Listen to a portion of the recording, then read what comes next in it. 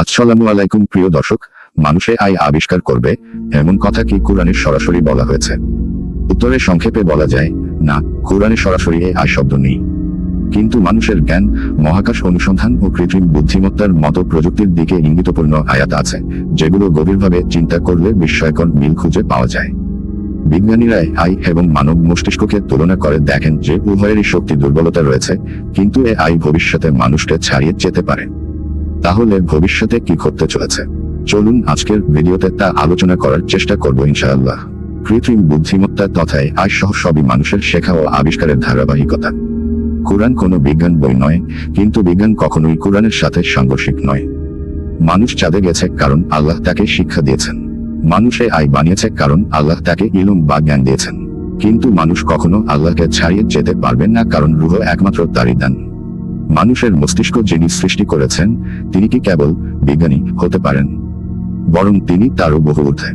মানুষ যতটুকু জানে তা মস্তিষ্কের মাধ্যমে, আর সেই মস্তিষ্কটি 86 বিলিয়ন নিউরন প্রতি সেকেন্ডে ট্রিলিয়ন সংযোগ ঘটায়।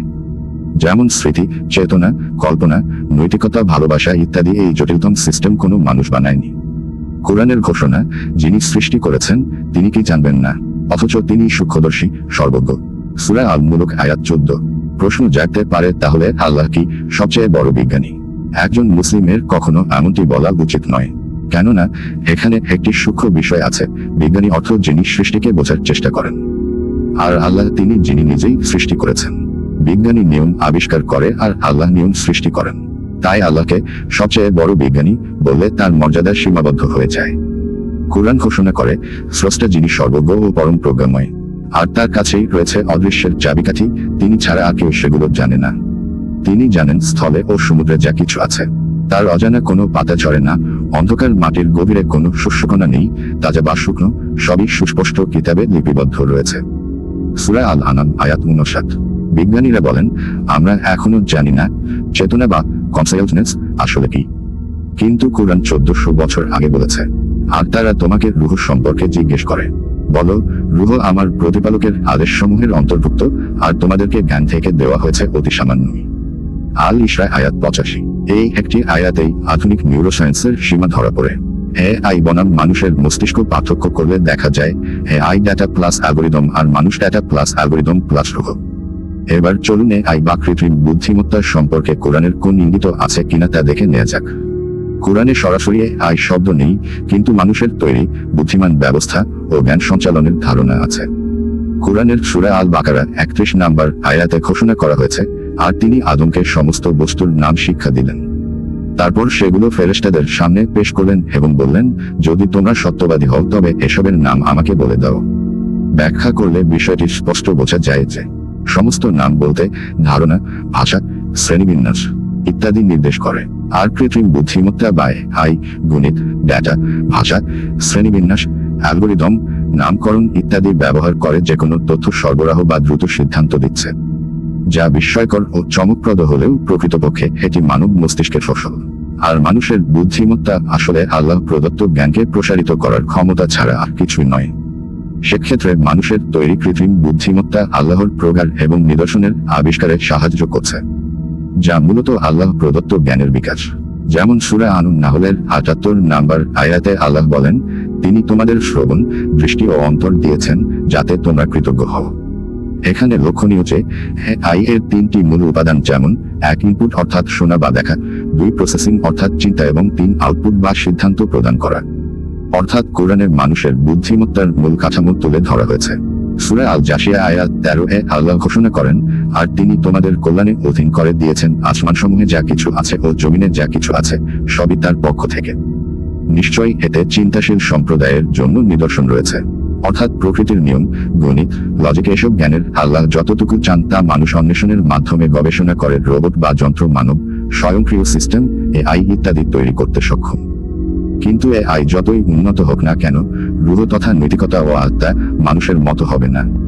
কোরআন স্পষ্ট ঘোষণা করে বলছে, অতঃপর যখন আমি তাকে সুগঠিত করব এবং তার মধ্যে আমার পক্ষ থেকে রূহ ফুঁকে দেব, তখন তোমরা তার জন্য সিজদায় লুটিয়ে পড়ো। সূরা হিজর আয়াত 29। কোরআনের দৃষ্টিতে প্রযুক্তি কি বৈধ? কোরআন প্রযুক্তিকে না হারাম বলেছে না অলৌকিক বলেছে, বরং বলেছে তিনি মানুষকে শিক্ষা দিয়েছেন যা সে জানত না। সূরা আল আলাক আয়াত 5। এটা কোনো আবেগী কথা নয়, এটা দর্শন, বিজ্ঞান ও ইমানের মিলন বিন্দু। মানুষের তৈরি সত্তা বনাম আল্লাহর সৃষ্টি কি কখনো এক হতে পারে? আল্লাহ বলেন, তোমরা যা তৈরি করো তা কি সৃষ্টি করো, নাকি আমি স্রষ্টা? সূরা ওয়াকিয়া আয়াত 59। এখানে স্পষ্ট পার্থক্য যে মানুষ বানায় আর আল্লাহ সৃষ্টি করেন, অর্থাৎ মানুষ মেকার আর আল্লাহ স্রষ্টা। এআই বা আর্টিফিশিয়াল ইন্টেলিজেন্স ঠিকই বানানো বুদ্ধিমত্তা। মানব মস্তিষ্ক, গণিত, পরিসংখ্যান, স্নায়ুবিজ্ঞান, কম্পিউটার বিজ্ঞান ইত্যাদি বিষয়ে অধ্যয়ন, চিন্তা ও গবেষণা করেন, নানা বিষয়ে আবিষ্কার করছে, যা মূলত আল্লাহ প্রদত্ত জ্ঞান ও আলোয় ছাড়া আর কিছুই না। কুরআন এ বিষয়ে স্পষ্ট ঘোষণা দিয়েছে, তিনি কলমের মাধ্যমে শিক্ষা দিয়েছেন। সূরা আলাক আয়াত 4। কলম মানে শুধু পেন নয়, সব জ্ঞান সংরক্ষণ ও প্রযুক্তির প্রতীক। আর্টিফিশিয়াল ইন্টেলিজেন্স কুরআনের আবিষ্কার নয়, কিন্তু কুরআনই মানুষের চিন্তাকে এমন পর্যায়ে পৌঁছাতে জ্ঞান দান ও অনুপ্রাণিত করেছে যেখান থেকে এআই জন্ম নিতে পারে। মানব মস্তিষ্ক আল্লাহর সৃষ্টি, তাই এটি জটিলতা এবং বিস্ময়করতায় অতুলনীয়। মানব মস্তিষ্ক বা মাইন্ড আল্লাহর সৃষ্টি, যা আত্মা, চেতনা, বিবেক, বিবেচনা এবং নৈতিকতা দিয়ে সমৃদ্ধ। কিন্তু এআই মানুষের আবিষ্কার, যা কখনো মানুষের সমান হতে পারে না, কারণ এতে ঐশ্বরিক স্পর্শ এবং আবেগ ও অনুভূতি নেই। খ্রিস্টান দৃষ্টিভঙ্গিতে এআইকে টাওয়ার অফ বাবেল এর মতো দেখা হয়, যা মানুষকে অহংকারী করে তোলে। দার্শনিক দৃষ্টিভঙ্গির বিচারে এআই তৈরি করে মানুষ নিজেকে ঈশ্বরের সমান ভাবতে চায়, কিন্তু এটি মানুষের আধ্যাত্মিক উৎকর্ষকে ছাড়িয়ে যেতে পারে না। কারণ মানব মস্তিষ্কের জটিলতা আল্লাহর অসীম বুদ্ধিমত্তার প্রমাণ, যা এআই এর মতো যন্ত্র কখনো অনুকরণ করতে পারে না। অনেকে বলেন, artificial intelligence is not সুপারিয়ার to the true eternal intelligence of god.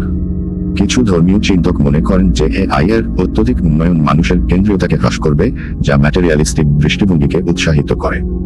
তবে এটি মানুষের আধ্যাত্মিক চেতনার মতো কখনো হতে পারে না, অর্থাৎ এআই এর মেটাফিজিক্যাল বা অতীন্দ্রিয়তা নেই। এই দৃষ্টিভঙ্গি মানুষের অনন্যতাকে এআই এর উপর প্রাধান্য দেয়। বিজ্ঞানীরা এআই এবং মানব মস্তিষ্ককে তুলনা করে দেখেন যে উভয়েরই শক্তি দুর্বলতা রয়েছে, কিন্তু এআই ভবিষ্যতে মানুষকে ছাড়িয়ে যেতে পারে।